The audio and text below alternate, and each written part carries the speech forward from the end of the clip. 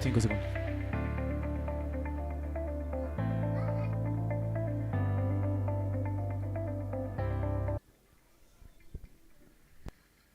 Buenas noches para todos. Eh, Retomando nuestros espacios académicos, los días martes en formación en epidemiología e investigación y los días jueves en ortopedia, nuestro semillero y línea de profundización en investigación en ortopedia y traumatología tiene hoy el gusto de presentarle a ustedes al doctor John Alexander Westwan. Doctor Westwan es médico cirujano de la Universidad Pedagógica y Tecnológica de Colombia, especialista en medicina interna en la Universidad del Bosque. En este momento está terminando su especialización en cuidado crítico, epidemiólogo de la Universidad de La Sabana y asesor de múltiples universidades en procesos de educación e investigación. En nombre del doctor Germán Francisco Pertus González, de todo el grupo de investigación en cabeza del doctor Oscar Jiménez, la doctora Chile Cruz y la doctora Olena Celi. Doctor, bienvenido. El auditorio es suyo. Hoy el doctor Westwan nos va a hablar sobre causalidad de los estudios científicos. Muchas gracias, doctor Westwan. Muy buenas noches, doctor. ¿Cómo está? Según entiendo, pues la idea es tener una aproximación para todo tipo de público en el hospital. Muchas gracias por la invitación. Para mí siempre es un honor estar en casa, ¿no? En el hospital, con quienes trabajo y con quienes trabajé durante muchos años. Entonces vamos a hablar un poquito de este fenómeno importante, dado que es importante tener un marco teórico elemental para abordar cómo se hacen los diseños y qué se busca con cada diseño. En la mayoría de charlas o de clases que se dan, se explican muy bien las características de los diseños de investigación desde el punto de vista cuantitativo. Sin embargo, muchas veces no tenemos claro como en la práctica clínica cómo usarlos, ¿cierto? La primera diapositiva que vieron hace un momento era un poco hablar sobre dos libros específicos, una epidemiología de Fletcher y un libro de Julia Pearl acerca del modelamiento, del razonamiento y de la inferencia. Julia Pearl es un profesor de la Universidad de Stanford. ¿Sí? En el 94 sale la primera edición de este libro y en esta edición él intenta que las máquinas, desde esa época existía el aprendizaje automático, mucho antes de eso, pero él decía que las máquinas tendrían que dar, además de dar un resultado, un cálculo, podrían hacerse responsables por ese cálculo. Eso es a lo que se llama tener un deber, que es algo propio de los seres humanos. Entonces, digamos que él habla acerca de unos modelos de modelamiento matemático y matemática computacional que permiten inferir esta causalidad como un problema matemático. Siguiente, por favor. La profesora Atocha Liceda es mexicana, profesora de Stanford y es profesora de lógica. Mi tesis de maestría fue acerca del razonamiento clínico y dividí el razonamiento clínico en unas fases que tienen que ver con la manera como procesamos la lógica frente al diagnóstico clínico. Por supuesto me refiero a pacientes adultos hospitalizados con enfermedades, eh, digamos, de difícil diagnóstico, una mayor complejidad. Entonces, como pueden ver, perdona, antes de pasar la diapositiva, como pueden ver, el problema de causalidad en medicina no va de el A siendo una causa y el C una consecuencia, sino cuando nosotros nos enfrentamos al paciente, nos enfrentamos a la consecuencia e intentamos inferir las causas. La causalidad, hay unos criterios que conocemos por Aristóteles y va hasta un estudio filosófico, hasta David Hume. Entonces tenemos, lo primero es que el razonamiento causal es abductivo, no es deductivo en tanto que no tengo una ley universal que se transforma en una observación única o que a partir de mis observaciones únicas yo transformo esas observaciones en una ley universal, pensamiento que conocemos con el nombre de razonamiento inductivo. Seguramente ustedes pensarán qué tipo de utilidad tiene este tipo de lógica desde la que se parte. Pues que como no tenemos reglas generales en medicina, no podemos inferir de manera general todo lo que le va a pasar a los pacientes. Y lo mismo con el hecho de que yo había ya visto 1000 pacientes, 1000 pacientes en el último, no significa que mi paciente 1001 tenga un diagnóstico cercano a lo que se propone. Es decir, estamos con la forma de pensar inductiva y deductiva, eliminamos la variabilidad biológica y eliminábamos el azar. Dos variables que no pueden ser totalmente despejadas jamás del razonamiento. Entonces, nosotros tenemos una forma de pensar especial cuando se piensa de manera causal. Es el primer mensaje. Siguiente, por favor. Hay una serie de preguntas que debemos hacer cuando leemos un estudio y qué tipo de utilidad se le da a un estudio para saber cómo en la práctica clínica se va a resolver un problema con ese estudio. Lo primero es que nosotros conocemos las muchísimas asociaciones observadas en los estudios que no son experimentales, pero tenemos que tener claro cómo paso de esa observación o esa asociación de la observación a un fenómeno de causalidad, que yo pueda atribuir que es una condición sin la cual o que depende en gran medida de la causa. ¿Por qué? Porque las observaciones pueden ser presentadas de diversas maneras, de manera descriptiva, de manera predictiva y de manera de inferencia causal. Ustedes se acuerdan que después de que uno hace en un estudio, pone su tabla 1 con las características basales de los pacientes, presenta unas pruebas de bondad de juicio. Ustedes las conocen como T-Student, Shapiro-Wilk, Kruskal-Wallis. Todas estas pruebas lo que intentan hacer es detectar diferencias entre dos grupos, basados en una ley hipotética de Karl Popper que se llama la falsación. Es decir, el paradigma científico debe resistir que yo diga que algo no es cierto antes de poder afirmar que lo es. Es importante.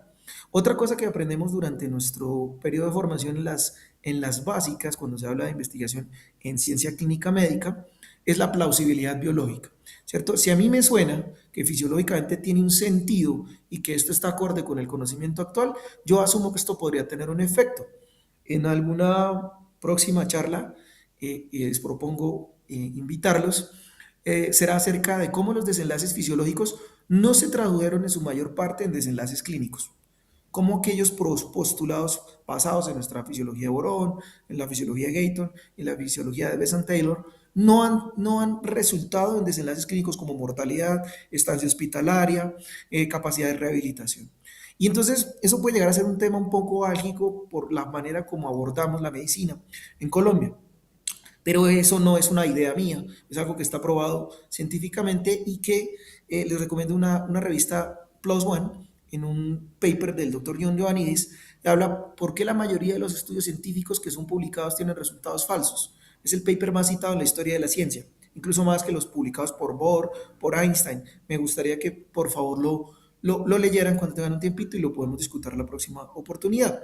Entonces, regresando al escenario de que yo no tengo, de que mis datos pueden tener diferentes naturalezas, de que yo debo pasar a una asociación, a un veredicto de causalidad y que estoy intentando superar el paradigma de la plausibilidad biológica, la pregunta esencial es ¿en qué debemos basarnos entonces para poder inferir que A, entonces C, ese modelo lógico abductivo que tenemos que tener en cuenta? Un ejemplo de esto, y lo vamos a desarrollar más adelante, es cómo se presumía durante los años 90 que si uno radicaba el Helicobacter pylori podía prevenir las úlceras gástricas y duodenales. Inclusive en algunos escenarios de cuando yo era todavía estudiante de medicina, se asumía que esa era la forma de prevenir el cáncer gástrico. Habrá quien me diga, el cáncer gástrico podría estar asociado a la presencia de Helicobacter pylori y hay que erradicarlo. Sí, pero no es una situación totalmente causal. Y ya lo vamos a discutir un poco más a profundidad. Siguiente, por favor. Entonces decimos que la causalidad es hija de la época, depende de las herramientas que tengamos a mano. Hubo varias mentalidades en la historia. Hubo una mentalidad anatómica, que si tengo una lesión, tengo un sangrado con una lesión de la arteria femoral, debo corregirlo y eso es un diagnóstico que es del orden anatómico. Tengo un diagnóstico del orden microbiológico y eso es claro. El profesor Wendell Holmes y el doctor Ignaz Semmelweis, ellos proponían que la fiebre puerperal era posiblemente secundaria a la presencia de microorganismos en las manos de los parteras o de los médicos que atendían partos durante esta época. Sin embargo, cuando ellos propusieron eso, fueron tildados de locos. Entonces, la mayoría de las observaciones en ese momento fue que no se estaba observando el agente causal, no lo podían ver, no era era un concepto muy abstracto para la época y por lo tanto ellos tuvieron que poner incluso su vida en riesgo para demostrar que el solo lavado de manos podría prevenir y disminuir la cantidad de infecciones o de fiebre puerperal que se daba cuando eso no pasaba previamente. Siguiente diapositiva, por favor.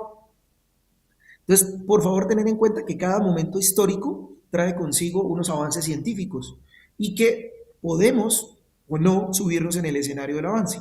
No solamente con la inteligencia artificial, ¿cierto? Tenemos en los modelos desde los años 90 la forma de pensar o el pensamiento epistemológico de la medicina basada en la evidencia. Muchísimos de nosotros en la medicina no nos subimos en ese bus rápidamente. Y ahora el problema es que incluso ese bus es obsoleto. Les tengo esa mala noticia. Hemos empezado a desarrollar a través de las ómicas, de la metabolómica, de la transcriptómica, una nueva forma de ver y entender la medicina, que posiblemente se pare en ese modelo frecuentista que conocemos, pero hasta ahora estamos aprendiendo qué significa una P y resulta que eso ya es obsoleto. Cuando el profesor Singer la describía hace más de 70 años. La P es un fenómeno extremadamente antiguo.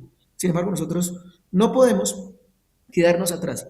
La semiología es hija de William Osler, por supuesto viene una epidemiología, vienen los doctores Gordon Guyat, por ejemplo, la doctora Deborah Cook, que proponen una forma de medicina, pero eso es de los comienzos de los años 90, ya para superar el milenio, la mayoría de los estudios clínicos ya ni siquiera se hacen como se hacían hace 60, 70 años. Lo que damos, por cierto, posiblemente no sean explicaciones totalizantes, no sean suficientemente satisfactorias para responder a lo que es el fenómeno causal. Entonces, este profesor, el profesor Bradford Hillas, en los años 50 del siglo pasado, propone una serie de criterios y dice que una causa y una consecuencia están relacionadas por una temporalidad que es posiblemente la más importante de las características de la causalidad. Luego se habla de una solidez y es que si yo calculo un estimador de riesgo, si se acuerdan que les mencionaba que había unas pruebas de bondad de juicio que decían que dos grupos son diferentes, el siguiente paso es cuantificar, estimar el riesgo cuando dos grupos son distintos. Bien, ese riesgo relativo grande, cuando yo tengo un OR, si se acuerdan, o un RR altos, yo asumo que el riesgo es incremental, por lo tanto debería haber algún tipo de asociación y asumir una causalidad. Esto ha sido bastante revaluado, se habla de una dosis respuesta, si yo tengo radiación a cierta dosis y tengo unos cambios citopáticos en el estómago, si la radiación es mucho más amplia, pues podría degenerar en un daño mayor de la metilación del ADN y por lo tanto terminar desarrollando un cáncer gástrico de una manera más rápida y dependiente de la dosis. La reversibilidad, si yo doy antibióticos a pacientes que tienen una bacteremia por ese aureus y erradico al menos o modulo la respuesta infecciosa inmune, que es secundaria a la sepsis y a la bacteremia, yo asumo que el cuerpo es capaz de regresar en ciertas fases de la enfermedad a un estado homeostático y recuperarse.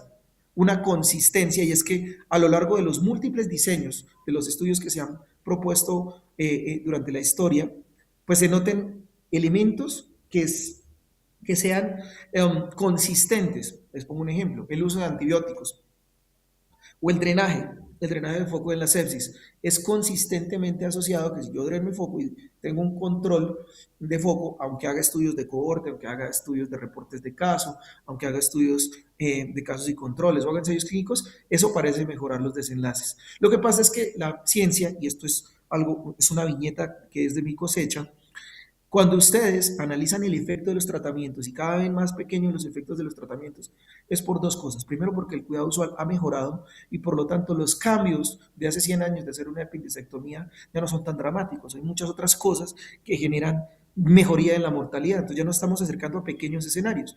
No es lo mismo manejar una falla cardíaca con 4 medicamentos de la terapia fundacional como era hace 20 o 30 años que solo se utilizaba uno. Entonces, obviamente, los rangos con los cuales se mejora la mortalidad van a ser menores. Y hay cosas que no podemos evitar. Somos seres finitos, por lo tanto vamos a morir y hay dos escenarios importantes. La primera variable que no puede ser modificada es la edad. Y en la edad es posiblemente la que más impacta en la mortalidad. Y la segunda variable es la severidad de la enfermedad, que difícilmente se puede haber modificado por ninguna de las intervenciones que tenemos. La plausibilidad biológica, como les digo, es que tenga un sentido de lo que conocemos como ciencia actualmente, Posiblemente en su época, Bradford Hill decía que una causa producía un efecto. El ejemplo claro era que la tuberculosis producía únicamente tuberculosis. Ustedes saben que hay unas formas extrapulmonares, que no todo paciente que tiene el bacilo, pues hace la enfermedad, por lo tanto eso no es tan así. Y por supuesto que yo pueda ser capaz de generar una analogía, que es la forma como estudiaban los fisiólogos, entre ellos el profesor Martin Tobin, acerca de cómo se estudiaba la fisiología pulmonar y que hoy en día, pese a que nos genera mejores preguntas, no nos ofrece unas adecuadas respuestas para las preguntas causales en ejercicio clínico. Siguiente diapositiva, por favor. Eso nos lleva a esta teoría del modelo unicausal. El profesor Koch decía que un microorganismo, entonces pasamos del diagnóstico etiológico, anatomopatológico, perdón, hacia el diagnóstico infeccioso, el diagnóstico etiológico. ¿Cuál es el modelo de la enfermedad infecciosa? Entonces, primero que un microorganismo, uno no está infectado, si el microorganismo no está, debe ser capaz de crecer por sí mismo en un cultivo puro, debe ser capaz de generar la enfermedad cuando se inocula en un animal, ¿cierto? Y debe ser capaz de recuperarse del animal cuando se identifica. O sea, el modelo de sepsis aquí no crece, no cabe, no tiene un sentido, porque la sepsis no mata únicamente la carga bacteriana, mata aquella respuesta desregulada que conduce a una disfunción orgánica múltiple. Siguiente, por favor. Entonces, uno va a los escenarios del siguiente paso grande, que es Rodman. Como ustedes pueden ver, los riesgos acumulados o incrementales de tener colesterol total elevado, un HDL bajo, un consumo de tabaco, una presión arterial sistólica elevada y un diabetes mellitus son riesgos acumulables. Y como ven en el panel derecho de su pantalla, se dan cuenta que las porciones o la fracción de mortalidad o de carga mórbida atribuible a cada una de estas enfermedades pueden ser distintas. Luego, ese paradigma del profesor Bradford Hill acerca de que había un evento, una causa y una consecuencia es totalmente falso. En estos momentos, pues por supuesto estamos hablando de enfermedades complejas. Habrá algunas que tienen una única causa y una consecuencia, un principio de parsimonia, como lo llaman. Pero estoy hablando de enfermedades un poco que requieren más el concurso de elementos cognitivos para el diagnóstico y el tratamiento. Siguiente, por favor. Y eso nos lleva al modelo. ¿Cuál es el modelo? La tuberculosis. Yo tengo un huésped susceptible, tengo una persona que tiene algunos polimorfismos génicos, una persona que no se vacunó, una persona desnutrida y una persona que viene a hacinamiento. Y tiene, esto es a lo que ustedes denominan factores de riesgo. Un tip que hace parte del práctico diario. Cuando uno habla de un factor de riesgo, está hablando de una variable en general hallada mediante una regresión logística que puede o no incrementar el riesgo en una determinada población. La ausencia, ojo con este tip de la epidemiología, hacia una epidemiología translacional hacia el diagnóstico clínico. La ausencia de un factor de riesgo no exime el riesgo del paciente a presentar una enfermedad, porque eso es claro en la medida que uno entiende cómo se construye una relación logística y cómo se hace un criterio diagnóstico. ¿Listo? El hecho de que yo no tenga una edad entre los 18 y los 24 años y que tenga 65 años no hace menos, no hace imposible o improbable la presentación de una vasculitis secundaria a un síndrome paraneoplásico en un paciente que tenga más de 60 años. Esto puede ser muy controvertido y lo podemos discutir, por supuesto. Pero eso tiene que ver con la naturaleza de la regresión logística, que es de donde se conceptúa el hecho de que yo tengo varios factores de riesgo. ¿Y a qué voy con esto? Quiere decir, pues, que una persona con esa edad y tenga unos síntomas puede tener el mismo riesgo que alguien de mayor de 60 años. Por supuesto que no, es mucho más frecuente en una persona joven. Pero no existe una historia natural. Aquí vamos a tratar de rompernos de una serie de paradigmas entendiendo cómo se hacen los análisis de los estudios. Una persona de 60 años pues debe ser evaluada en otras cosas primero más frecuentes, pero eso no quiere decir que por el hecho o que un hombre no puede tener lupus eritematoso sistémico, que lo han escuchado mucho seguramente. Claro que lo puede tener. Su riesgo es menor, pero lo puede tener, aunque tenga unos factores de riesgo atenuados. Significa que una persona con Mycobacterium tuberculosis y se infecta con el bacilo, en la exposición todo se infecta. Esto no es así, ¿cierto? Resulta que hay un escenario y unos mecanismos de susceptibilidad a los que se enfrenta y por supuesto una patogenicidad y unos desarrollos, ¿cierto? Entonces, dependiendo de la forma en la que se encuentre, las características, el inóculo, podríamos terminar desarrollando la enfermedad o no, ¿cierto? Eso nos lleva a la siguiente diapositiva, por favor. Y en esta diapositiva lo que les quiero decir es que ¿cómo se hizo ese análisis? Introducimos otro concepto que son las series del tiempo, ¿cierto? Bien, resulta que cuando uno interviene una causa, el curso de la enfermedad o el curso de la consecuencia debería ser otro. Pues por supuesto hay cosas que no se pueden revertir. Pero miren, fíjense ustedes que para 1840 la tuberculosis estaba mermando en los registros, para 1900, ¿cierto? Miren lo que pasa para los años 1940 y para el 2000. La tasa de mortalidad por cada 100.000 personas que tenían la tuberculosis había descendido luego de la introducción de los antibióticos hacia mediados de los años 40. Siguiente diapositiva. Sin embargo, cuando nos acercamos más a estos periodos y seguimos un poco más específicamente mirando los detalles, hay unas curvas de repunte. Quiero que se fijen entre el 90 y el 95 lo que pasó. ¿Qué pasó si teníamos antibióticos, si teníamos terapia? Muchos van a decir, es una presión selectiva, la selección de cepas resistentes a la terapia antimicrobiana, pero en ese momento pasó algo muy importante, la aparición de la epidemia por VIH. Siguiente, por favor. Y resulta que la aparición por VIH, la epidemia por VIH lo que dice es un momento. Aquí resulta que hay otros factores que pueden intervenir directamente en la causalidad. Y les quiero dejar dos escenarios, los factores de confusión y los factores moderadores.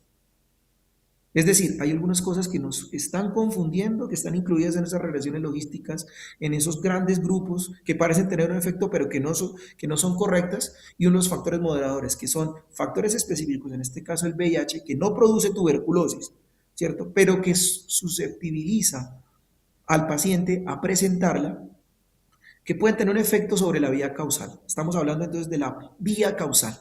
¿Y cómo se prueba esa vía causal? A través de un concepto que les quiero traer el día de hoy, y tal vez el más importante, y es de establecer redes causales.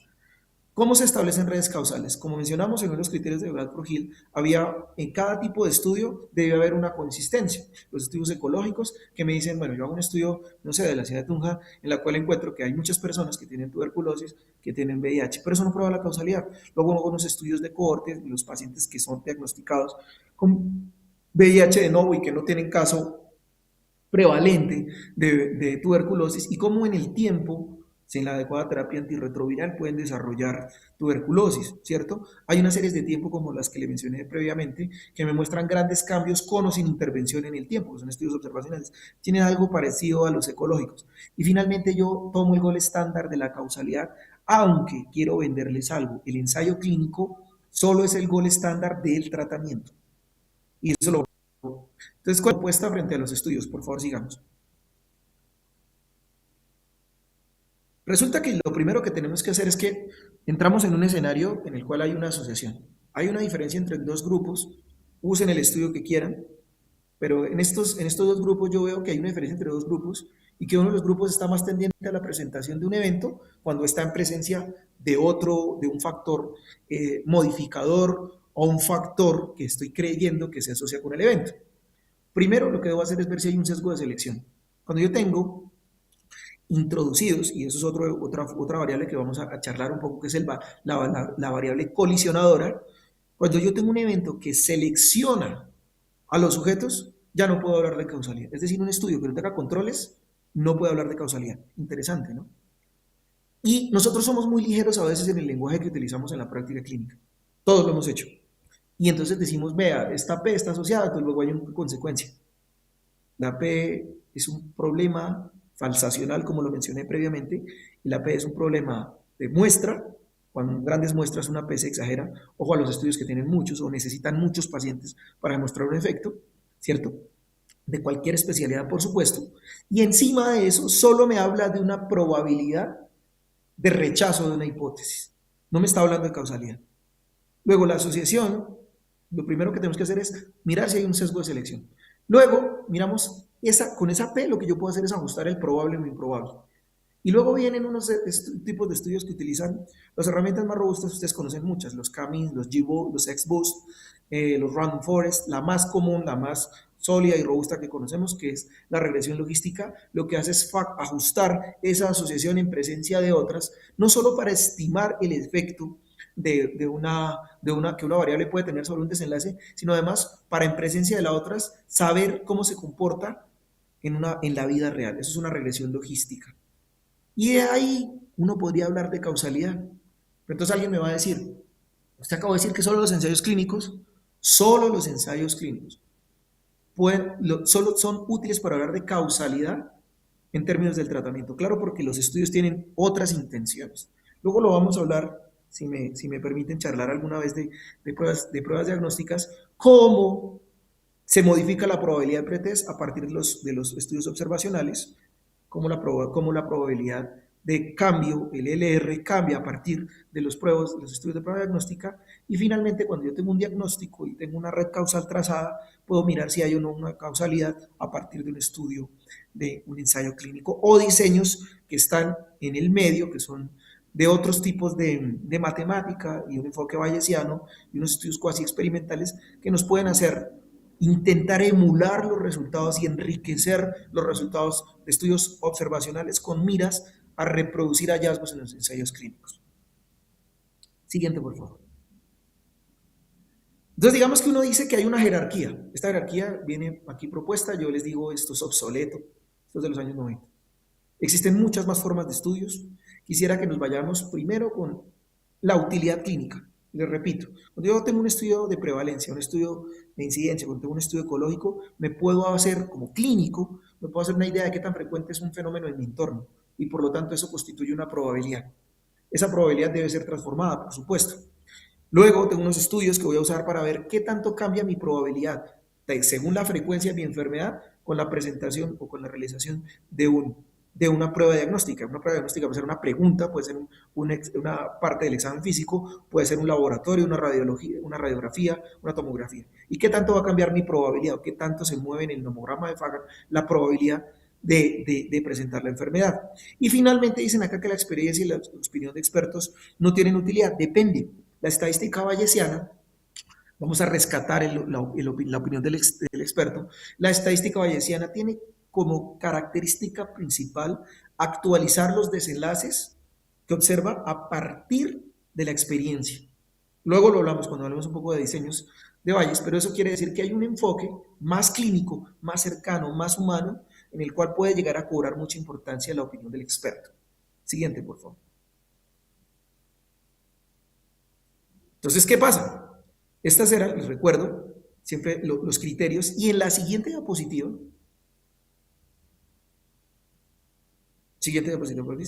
ya entramos a lo que tiene que ver Rodman contra Bradford Hill. Primero, la asociación puede estar o no estar dependiendo de las poblaciones, pueden desaparecer por unos eventos modificadores que llamamos variables moderadoras o colisionadoras, ¿cierto? La consistencia depende del diseño, lo que yo esté tratando de captar, por eso debe ser tan específico con la forma como elijo un diseño. La especificidad no es habitual, las enfermedades tienen multicausalidad, como vimos en el riesgo cardiovascular. Ustedes vieron unas grafiquitas, un histograma, unos diagramas de barras que permitían ver cómo se incrementaba la probabilidad y se hacía exponencial en presencia de uno o dos factores de riesgo. La temporalidad es seguramente el más importante, una cosa no puede pasar, pues la causalidad tiene que ser que la causa preceda al efecto, eso siempre es así. Un gradiente biológico, es decir, que no siempre hay una dosis respuesta y no siempre hay plausibilidad biológica, o si no, no habría descubrimiento. Nosotros no conocemos la medicina totalmente. Quiero que lo tengan claro, y eso tal vez sea lo que nos acerca a la nueva forma de ver el mundo, que es la medicina translacional y la medicina de precisión, en la cual nos hemos centrado en desaparecer del síndrome. Esto puede ser muy contradictorio para alguien apasionado como yo por la semiología, pero la desaparición del síndrome y la aparición o la emergencia de términos como el endotipo, el genotipo, el biotipo, por supuesto, el rasgo tratable, ¿cierto? Entonces, dos enfermedades que tienen nada que ver una con la otra, una hemoglobinuria paroxística nocturna y un síndrome hemolítico urémico, podrían tener blanco en un mismo target terapéutico, que es la fijación del complemento. Luego, la enfermedad tiene unas características parecidas. Y no me sirve mucho decir que el paciente tiene un SDRA porque es un gran síndrome, cuando yo tengo síndromes primarios, SDRA primario, SDRA secundarios, y puedo pasar de una neumonía monofocal o focal a una neumonía difusa, viral, bacteriana, pancreatitis o trauma. Tengo muchas cosas en una misma bolsa, por lo cual de pronto el aprendizaje de estos síndromes, que era como se aprendía la medicina hace 100 años, tal vez ya no sea lo adecuado. Por supuesto, la evidencia experimental rara vez es obtenida en la población humana, así que nos toca basarnos en modelos murinos. Entonces les decía yo un término que se llama, o en monos, la medicina translacional. ¿Qué es eso? Como les mencioné, en los estudios que hizo, los metaanálisis del doctor Ion Ioannidis, además del de Plus One, que les mencionaba, que es un artículo, pues, es un artículo de revisión, él demostraba que la mayoría de las intervenciones de los ensayos clínicos no redundaba en efectos reales en la población. Ya después, con la sofisticación, hemos logrado ver que tal vez la pregunta que viene de la fisiología afina el proceso de investigación, pero no de una respuesta sin antes ser probada a la luz de cómo entendemos la estadística frecuentista, la estadística bayesiana, y vamos a añadir un tercer elemento que va a ser la heterogeneidad en el efecto del tratamiento. Se está complicando mucho hacer medicina, ¿cierto? Siguiente, por favor. Hay un fenómeno que se llama, digamos que, la medicina translacional. Se los mencionaba hace un momento, perdón. Pero hay un fenómeno adicional que es la medicina translacional inversa. Yo ya pude ver que mis preguntas desde el orden biológico no se han traducido en un desenlace clínico, pues ahora tengo el desenlace clínico y transformo eso en preguntas de orden biológico. Entonces yo me pregunto si la hidrocortisona pueda tener sentido en un paciente que tiene neumonía. Creo que los ensayos, ¿cierto?, han dicho que sí. JAMA, New England Journal of Medicine. Pero cuando yo analizo todas las poblaciones no se presentan todos los tipos de sujetos. Resulta que hay unos subgrupos. Y en ese análisis de heterogeneidad del tratamiento hay unos pequeños subgrupos que se podrían ver mucho mejor beneficiados del uso de hidrocortisona. Y entonces encontramos una molécula que enriquece el ensayo clínico, que es la PCR, que no me sirve para descartar o para afirmar infección, pero que me sirve para seleccionar el paciente, y en este escenario, que va a ser candidato al uso de hidrocortisona. ¿Para cuáles desenlaces? Para disminuir el riesgo de intubación o la mortalidad a 90 días. Luego, la causa apreciada del efecto es importante tenerla clara porque además nos permite desarrollar una atemporalidad en los estudios. Yo puedo tomar un estudio de ciencia básica y convertirlo en un estudio de ciencia clínica o viceversa. Ya no hay ese paradigma unidireccional como el dogma de la biología molecular, que hay un solo sentido para hacer investigación. Los estudios que son del orden transversal no son capaces de detectar cuál es la temporalidad, posiblemente eso lo hagan las cohortes, ¿cierto? ¿Y por qué es importante el diseño transversal versus la cohorte? Porque cuando ustedes, les pongo un ejemplo de los criterios diagnósticos de una enfermedad, ¿cierto? Cuando ustedes hacen una base de datos en Excel, encuentran que todas sus variables están registradas en un único momento, cuando es un estudio transversal, ¿cierto? Eso no me permite, y perdón que utilice esta analogía de los 4 dedos, los 4 dedos yo los puedo alinear al tiempo para ver las 4 síntomas, no sé, de la sepsis, que nos han enseñado el SIRS, que por cierto está reevaluado hace mucho tiempo. Pero el SIRS, como una forma de expresión de una respuesta inflamatoria, no se presenta todo el tiempo. Si mi estudio observacional no tiene el adecuado tiempo de seguimiento, puede ser que las variables se estén presentando en diferentes momentos, que yo tenga un fenotipo hiperinflamatorio al inicio de la enfermedad con un hipoinflamatorio, que tengan una producción de interferón gamma que disminuya la producción de procalcitonina, y yo no sea capaz de detectar en dónde puede ser útil la procalcitonina para la detección de la sepsis. Teniendo eso claro, tenemos que tener estudios que hagan seguimiento a las enfermedades y que ojalá podamos controlar la mayor cantidad de variables que se pueda. Siguiente, por favor. Como les mencionaba, el gradiente dosis-respuesta nos habla de una fuerza de asociación, de una solidez. Esto funciona para el riesgo cardiovascular, ¿cierto? Funciona para enfermedades del orden crónico. Por supuesto, también hay algunas enfermedades, no sé, sepsis. Si yo tengo una enfermedad autoinmune y si además tengo más de 80 años, ¿cierto? Y tengo adicionalmente una leucemia linfocítica en tratamiento, y encima tengo una peritonitis generalizada con un inóculo bacteriano importante intraabdominal, la probabilidad de muerte es muy alta, ¿cierto? Entonces, luego, si hay una dosis de cada una de ellas, diferente ser ese paciente con un absceso, con una celulitis, que este paciente que tiene un inóculo bacteriano. Pero también va a ser diferente un paciente de 20 años con un gran inóculo bacteriano intraabdominal y sin ninguna de las 3 características. Luego, las características son aditivas y se explican, como les mencionaba, por una ecuación dependiente que está incluida en las regresiones logísticas. Por favor, siguiente. Entonces, cuando uno habla de factores de confusión, tiene que tratar de identificarlos, ¿cierto? Entonces, les pongo un ejemplo. Hace unos años se pensaba que el cáncer de pulmón estaba asociado a llevar ceniceros. Y eso es un ejemplo que ustedes les dan todo el tiempo, ¿cierto? Es muy conocido ese ejemplo. Pues lo que pasa es que las personas que llevaban ceniceros fumaban. ¿Se acuerdan de la fiebre? Bajar la fiebre en la unidad de cuidados intensivos. Bajar la fiebre deja tranquilo al intensivista en la noche, porque dice, ya le bajé la fiebre y ya la mortalidad disminuye. Primero, eso no se ha probado, y segundo, lo que hace, está tratando un factor de confusión. Será diferente una fiebre de origen neurológico, pero no en sí mismo por la fiebre. La relación de la fiebre con la mortalidad no tiene que ver con que la fiebre mate más. Y eso pasa mucho con, no sé, les voy a poner otro ejemplo, la sobrecarga hídrica. ¿Cierto? El factor congestivo de la falla renal por congestión no es precisamente el mecanismo causal de muerte. Influyen muchas cosas, la necesidad o la severidad del paciente cuando se presenta en urgencias y requiere dosis más altas de vasopresores, dosis más altas de reanimación reanimación hídrica, pero no únicamente porque tiene más líquido y como mencionamos de manera muy coloquial, porque se encharcó el paciente. No, el problema no es tan sencillo y es difícil abordarlo. Si yo hago un análisis de sensibilidad únicamente del volumen administrado a un paciente, desaparece una pequeña fracción de la mortalidad y el resto. Hace poco escuchaba la afirmación de que la mortalidad por ventilación mecánica aumenta porque el paciente es intubado. Nada más lejos de la realidad. El paciente que se muere necesita estar intubado porque está más enfermo, o porque tiene trabajo respiratorio, porque tiene una disfunción celular que condiciona hipercapnia o hipoxemia. Pero no es el ventilador lo que lo mata, por supuesto. La bili mata, la lesión inducida por el ventilador, por supuesto, pero es una fracción que no es mayor del 3% en los estudios que han documentado este escenario. Siguiente, por favor. Luego, eso nos lleva a asociar esto de los factores de confusión y de la reversibilidad. A todos nos dicen, y es cierto, también probado, que si ustedes dejan de fumar, el riesgo de presentar complicaciones disminuye.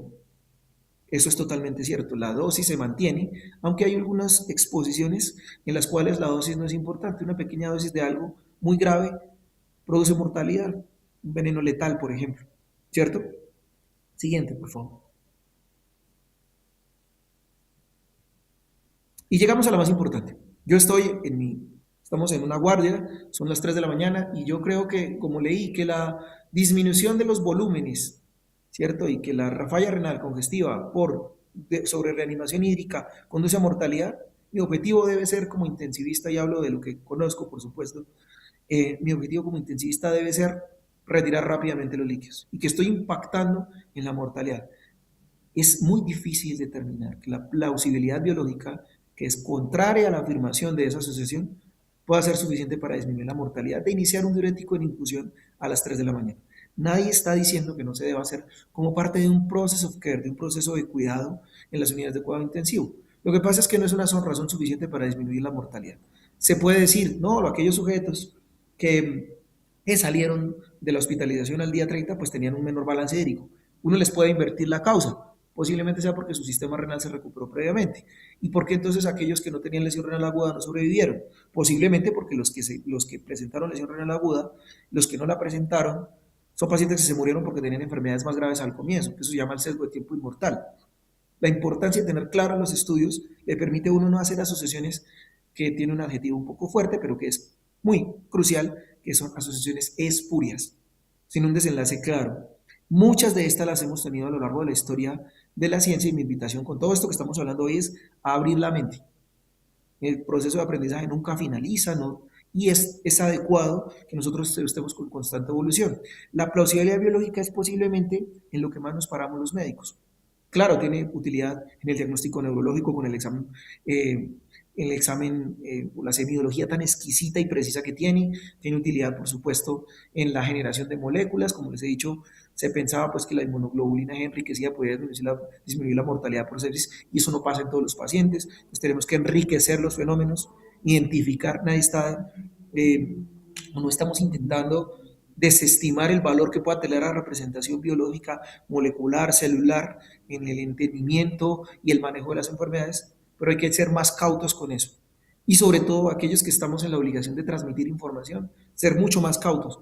Aquellos, en este tipo de afirmaciones que hacemos, por ejemplo, como en este escenario, deben estar respaldadas y debemos ser capaces de defendernos frente a muchos escenarios, ¿cierto?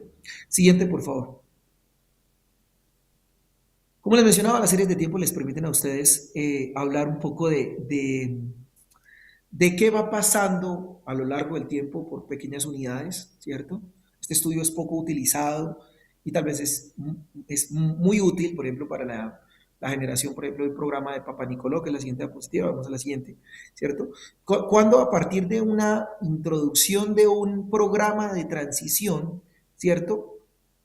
Para reducir la infección por estafilococo aureus meticilino resistente, desaparece. Pero si ustedes se dan cuenta en esa curva de series de tiempo, hay periodos en los cuales la infección repunta y luego desciende en el tiempo de manera consistente, porque no es la única variable a tener en cuenta. Y digamos que la observación, si ustedes se detienen un mes o 2 meses después de empezar el proceso de transición mientras se aprendía una conducta educativa, repuntó. No, tenemos que parar. Esto es un problema de los ensayos clínicos.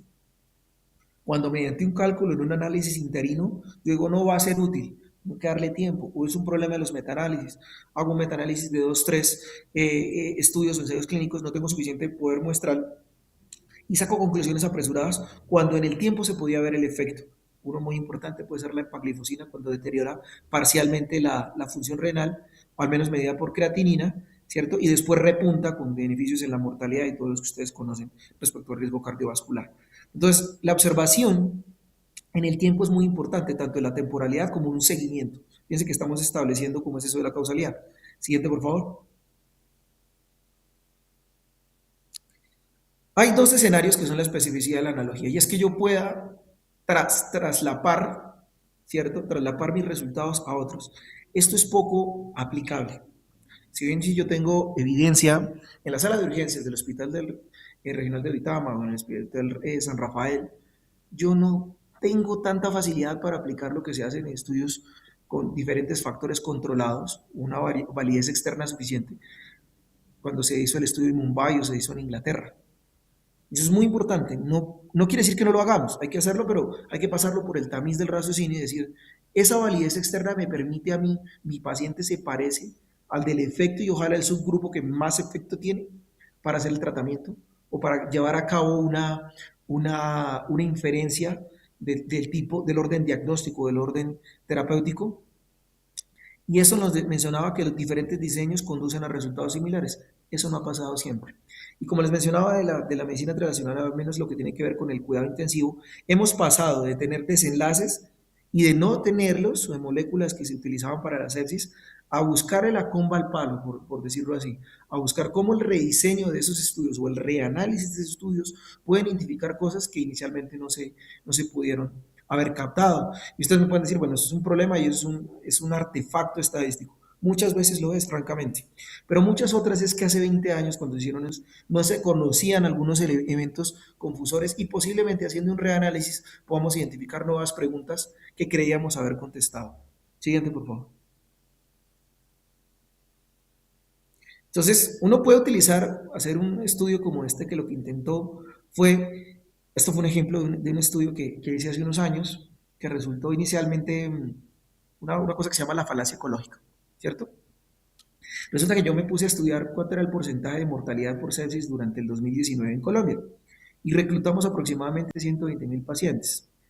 El análisis, cuando nos entregaron la base de datos del ministerio, el análisis era que había regiones como Casanare que no había mortalidad y se pueden dar cuenta en el mapa de calor de su derecha. Eso no es cierto. Y que hay una mayor mortalidad en regiones como Bogotá que por otras regiones un tanto más apartadas de Colombia. Tampoco es cierto. Que hay ahí una ausencia de reporte.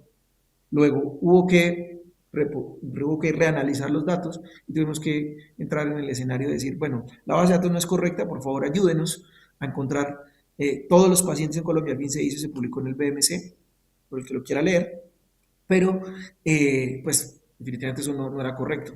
¿Sí? Una cosa tan intuitiva nos permitió rediseñar un paper que hubiese sido un completo desprestigio para los participantes en ese estudio. Siguiente, por favor.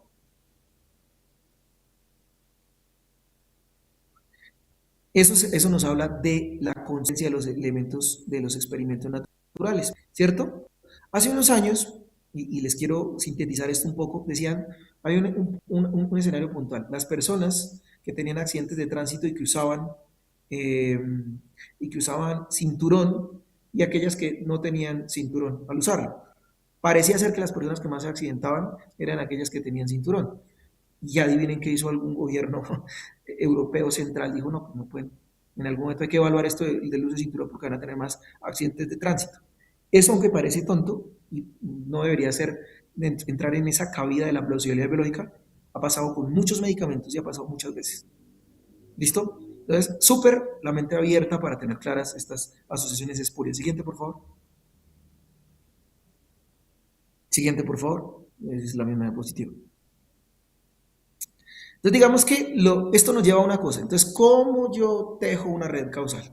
Tomo muchísimos diseños de estudios, temporalidad, consistencia, dosis-respuesta, y voy a una cosa que se llaman los modelos. El modelamiento ahora es mucho más avanzado, incluso que cuando hice esta charla, porque es exponencial, y el modelamiento permite identificar cada vez más variables. Una forma son la IA, sobre todo el Machine Learning, supervisado y no supervisado. El aprendizaje automático ha traído consigo eh, el poder explorar muchos más datos de los que se podía antes. Por supuesto, cuando yo voy a ciegas con los datos me voy a encontrar cosas que no tienen sentido, pero hay algunas que nos pueden dar cuenta, analizadas y supervisadas por el ser humano, después de hacer el primer procesamiento de datos, que nos pueden dar cuenta de fenómenos que creíamos que no eran claros o despejar dudas. Siguiente, por favor. Resulta que uno puede tener claro que hay el impacto, por ejemplo, esto es cómo se disminuyó el cáncer colorectal a lo largo de los años entre el 75 y el 2000. Voy a actualizar un poco las estadísticas. Resulta que había unos factores, unos impactos de los factores de riesgo y había un impacto que era incluso más importante en la tamización y el tratamiento de estos sujetos. La tamización, fíjense, en el área bajo la curva, que es de color naranja, puede tener un mayor impacto que el tener o no tener factores de riesgo y que posiblemente el tratamiento del cáncer colorectal podría tener mucho menos impacto en el descenso de la mortalidad, lo que les deja la duda y lo que les mencionaba previamente. ¿Será que los factores de riesgo impactan tanto como creemos sobre la presentación de una enfermedad o sobre la alteración de su curso natural, que es un desenlace negativo? Siguiente, por favor. Y entonces, ¿en qué vamos? En su momento decía, hablamos de los árboles de decisión, esa es otra técnica, les mencioné hace rato el Random Forest, que son muchos, ¿cierto? Los análisis de costo-efectividad, que son cosas, bueno, yo tal vez tengo dos terapias que son iguales, al parecer, como de manera muy superficial decimos cabeza a cabeza, pero costo-efectivamente tienen unas características diferentes, y si no puede ser a partir de un análisis de costo-efectividad, por tener que usar un costo-beneficio, ¿cierto? ¿Qué beneficio tiene una terapia sobre la otra? Entonces puede ser que todos los desenlaces no deberían ser duros, por supuesto. El dolor, la percepción del paciente frente a su enfermedad es muy importante. Entonces digamos que hay muchas formas de modelar la enfermedad actualmente. Siguiente, por favor. ¿A qué va con lo de los modelos? Los modelos se transforman en una cosa que se llaman los estudios cuasi experimentales. Me centro en esta gráfica que posiblemente es la más importante de esta discusión de hoy, es porque uno podría tener, siempre que se para en el modelo de aprendizaje o el modelo de sustentar sus decisiones con base en la medicina basada en la evidencia, se va de un escenario fuerte en los extremos, en contra, a favor o débil. Y débil no sé qué hacer, si sí para allá o para acá, la recomendación es great, que ustedes conocen, ¿cierto? Pues resulta que yo puedo tener claro que tiene que ver con el tipo de estudio. El tipo de estudio puede ser un ensayo controlado aleatorizado y las revisiones sistemáticas pueden tener 4 o 5 ensayos controlados aleatorizados con TSA para el cálculo de muestral adecuado para responder las preguntas. Y yo puedo decir que hay una evidencia a favor o en contra de hacer algo. Pero siempre en la parte de abajo está la aplicabilidad clínica. Si esto es inespecífico, si es irreversible, si está en relación dosis y respuesta, si no hay una causalidad, si no es aplicable lo que yo estoy haciendo, o a favor de, resulta que yo ya hice el análisis. ¿A qué quiero decir? Cuando ustedes miren la revisión sistemática, primero, garbage in, garbage out. Lo que si uno le mete datos a algo, algo sale. ¿Sí? El análisis debe hacerlo el clínico, por supuesto. Una revisión sistemática de 3 ensayos aleatorizados controlados que mezclaron peras con guayabas, aumentaron un tamaño muestral. No hicieron un TSA, análisis secuencial de ensayos clínicos que calcula, ojo, los metaanálisis también tienen una técnica para calcular cuál es la muestra que necesita de pacientes a partir de ensayos clínicos. Entonces yo tengo una revisión sistemática que me dice que es a favor, ¿cierto? pero no tiene plausibilidad biológica y no cumple con criterios de causalidad. Me hace dudar un tanto de mi intervención, porque recuerdan que tras la publicación que todos perseguimos, hay intereses de muchos órdenes, académicos, políticos, económicos. Bueno, entonces tener claro que uno se para en el tipo de diseño y en la fuente o red causal. Sí, aquí, mire, me suena, yo creo como clínico puede tener utilidad, es consistente lo que se ha observado en los estudios, no solo en la revisión sistemática, porque es que ya es muy difícil hacer una innovación total en la ciencia. No va a salir un medicamento nuevo antiinflamatorio que lo que haga es decir, ya no necesita manejar con antibióticos al paciente séptico. Y si aparece uno, hay que desconfiar de él.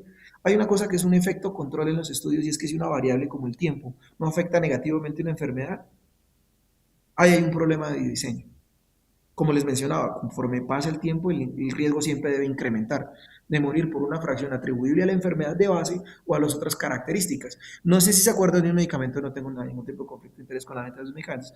Un medicamento disminuía, un medicamento metabólico disminuía la mortalidad por fracturas de cadera, pero por accidentes de tránsito. Seguramente lo leyeron. Entonces es una asociación espuria. Y se repite de manera extendida que la mortalidad por todas las causas se ve alterada. Eso es una asociación espuria. Debe verse el efecto sobre la enfermedad que previene. Bien, ténganlo siempre muy claro. A su derecha está un nomograma de Fagan que habla del hacer o no hacer, es decir, de la probabilidad de pretest, de cómo se modifica con una probabilidad actual, cómo se actualiza y cómo se da un LR, que es más o menos la probabilidad con la cual se modifica una probabilidad posteriori. Eso que ven a su derecha es estadística bayesiana. Y eso es incluso más importante para nosotros los médicos que el uso de la estadística frecuentista, porque da cuenta de cómo va cambiando nuestra probabilidad con los manejos que hacemos. Por supuesto, eso tiene mucho sesgo y hay que saberlo manejar. Siguiente, por favor.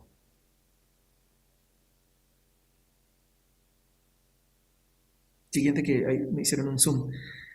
Entonces, después de Rodman, y si uno vea cómo ha evolucionado la cosa con Koch, con Bradford Hill y con Rodman, entonces, ¿cómo se resuelve este problema de las redes causales? Porque vino a complicar o complicarnos mucho el escenario. Siguiente, por favor. Pues bien, hay una cosa que se llama el contrafactual. El contrafactual es un grupo control. Resulta que a Zeus, esto es una gráfica perteneciente al libro de Book of Why, de Julia Pearl del 94 que les mencionaba, que dice que a Zeus tiene una enfermedad valvular en el corazón y él lo operan el martes, ¿cierto? Y el jueves muere, ¿cierto? Y el problema de eso es que yo no puedo inferir si la cirugía, el haberlo operado, fue lo que le causó la muerte. Porque no tengo el control, el contrafactual que sería Zeus, sin ser operado durante toda la semana. ¿Qué hubiera pasado si no lo hubieran operado? Y eso nos lleva al ensayo que creo yo que es la respuesta a todo esto. No es la inteligencia artificial, no son las regresiones logísticas. El ensayo N1 cruzado.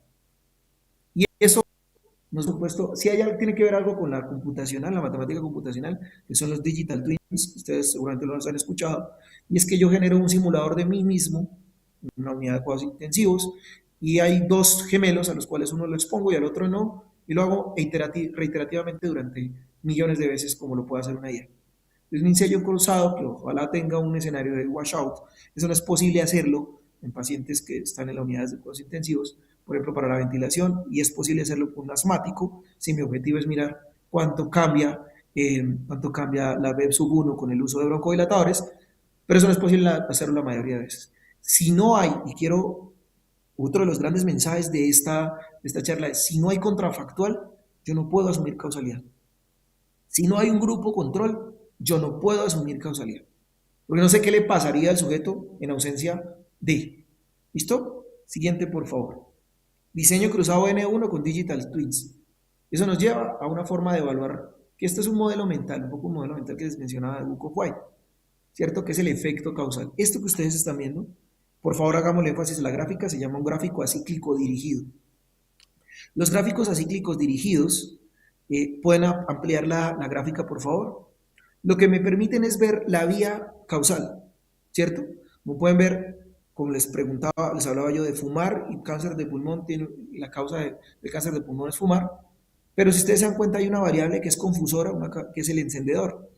Si yo trazara una línea mentalmente de encendedor a cáncer de pulmón, podría pensar que yo, por tener encendedor, desarrollo cáncer de pulmón. Si yo quito el encendedor, sigue apareciendo el efecto y no cambia.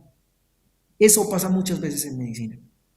Pero es diferente cuando yo tengo un efecto directo como el peso al nacer, conduce a una obesidad de los niños, un bajo peso al nacer conduce a una obesidad de los niños, y eso directamente impacta en la hipertensión con los sabidos efectos cardiovasculares que tiene, ¿cierto?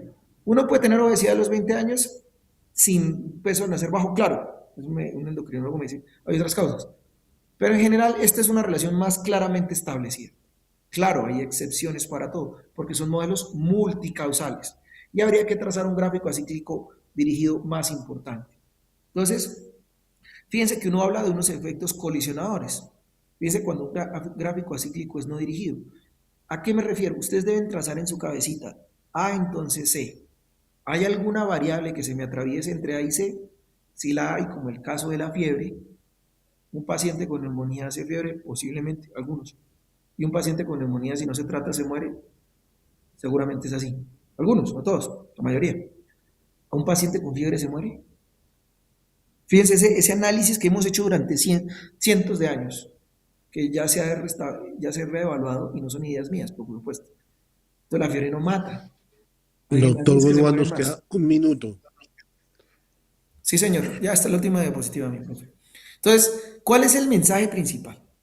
El mensaje es que nos abramos a este modelo causal en que el cual los gráficos acíclicos dirigidos sean una herramienta cognitiva y computacional para generar mallas causales, como les mencionaba previamente, y tener claro siempre el escenario del contrafactual. Siguiente diapositiva.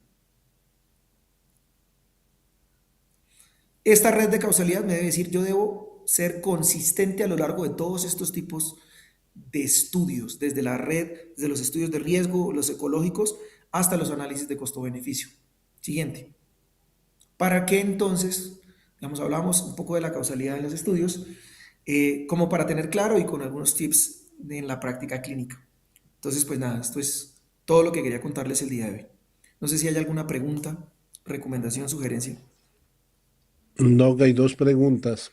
Uno, si yo encuentro Claro en que un sí. estudio transversal observacional una asociación, ¿cómo determino a qué variables le hago una regresión logística? Eso es una excelente pregunta. Bueno, hay varias formas. Primero tengo que establecer una variable dependiente que va a ser el desenlace, ¿sí? Y que debe ser el mismo desenlace que se estudió en el estudio observacional. El estudio observacional no necesariamente excluye a la regresión logística. La regresión logística es una herramienta matemática que se puede usar en un estudio observacional, sea de naturaleza retrospectiva o prospectiva. Hay dos grandes formas, los modelos backward y los modelos forward. Los modelos backward es yo tengo todas las variables que tengo posibles en una base de datos, todo lo que puedo recolectar, y empiezo a quitar hasta que lo ajusto con unas métricas dependiendo de la regresión que esté utilizando, ¿cierto? Unas métricas que por lo general son los criterios, dependiendo de la regresión logística, porque hay muchas, pero por lo general son unos numeritos que me dicen cuánto explica esa ecuación mis datos, ojalá sea alto, con un criterio de información de AKI que una información de bayesiano que sean bajitos. En términos generales, se pueden meter todas las variables, ir quitando unas y otras hasta que las métricas de la regresión lo permitan, o el contrario, uno parte de la plausibilidad biológica y mete. Si es la sepsis, entonces vamos a ir en el elemento forward. Yo sé que la edad impacta, yo sé que el paciente impacta la fuente de la sepsis, yo sé que impacta el tipo de antibiótico que se le diseña, entonces los voy metiendo y va cambiando la métrica de la regresión logística. Uno debe construir muchos modelos, muchas veces repetir varias regresiones logísticas hasta que encuentre una que sea la mejor que las demás para explicar el fenómeno. Esa es una forma, es la forma como se hace la inclusión de las variables en una regresión logística. Siguiente pregunta.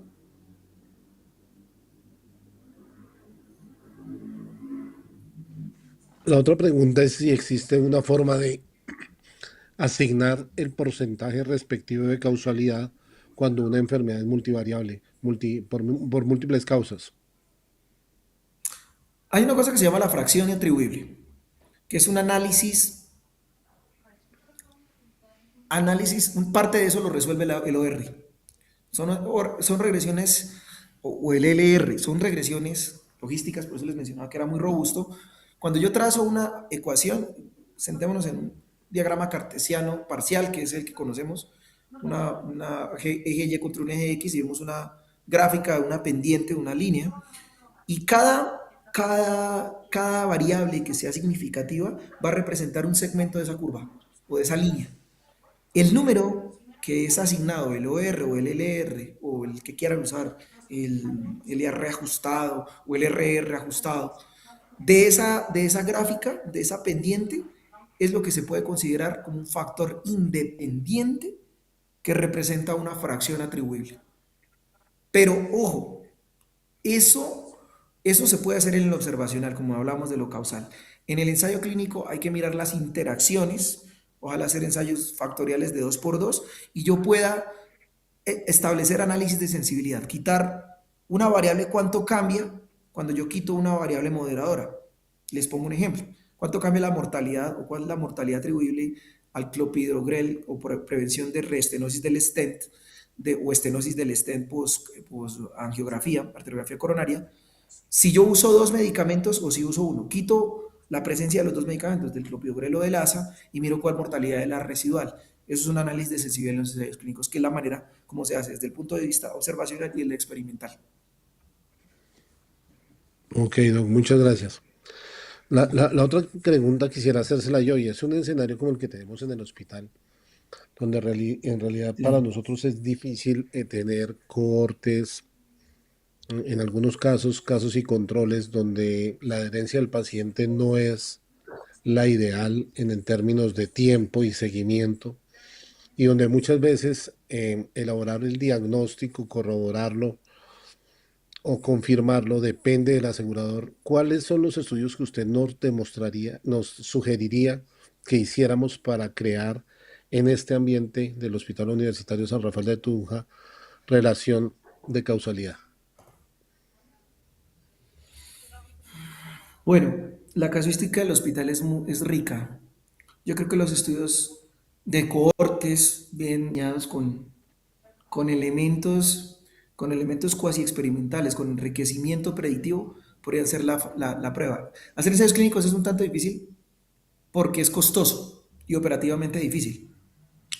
Pero pensaría yo que el hospital está en perfectas condiciones de hacer estudios prospectivos con diseños de avanzada para permitir el análisis de estos datos. Y se puede hacer perfectamente.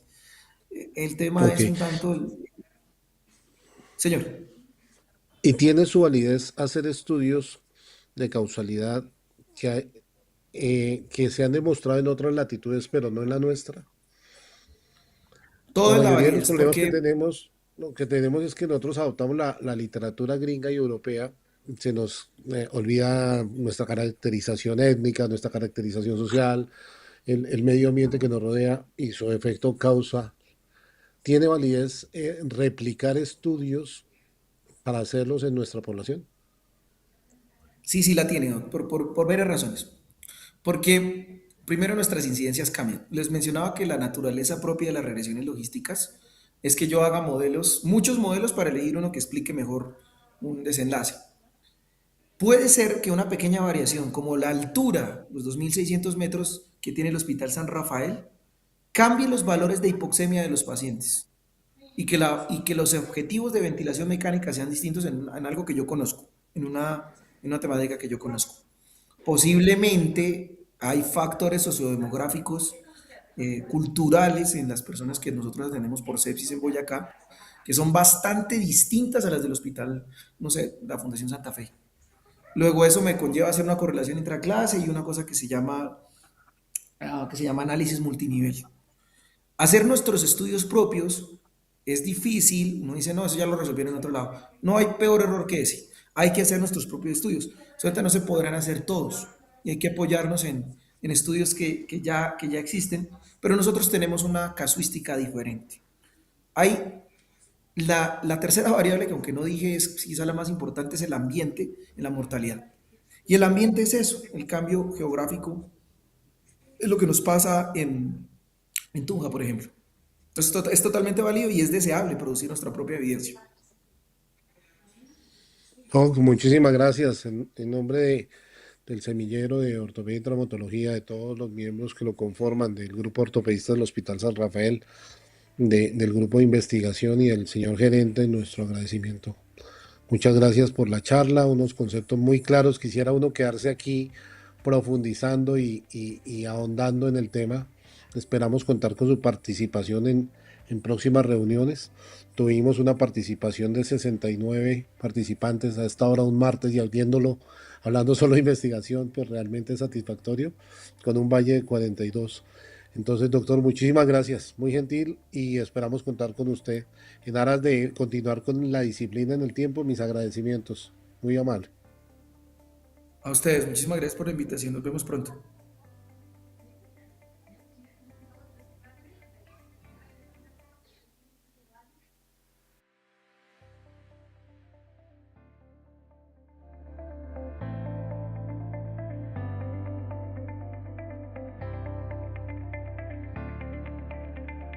A usted y para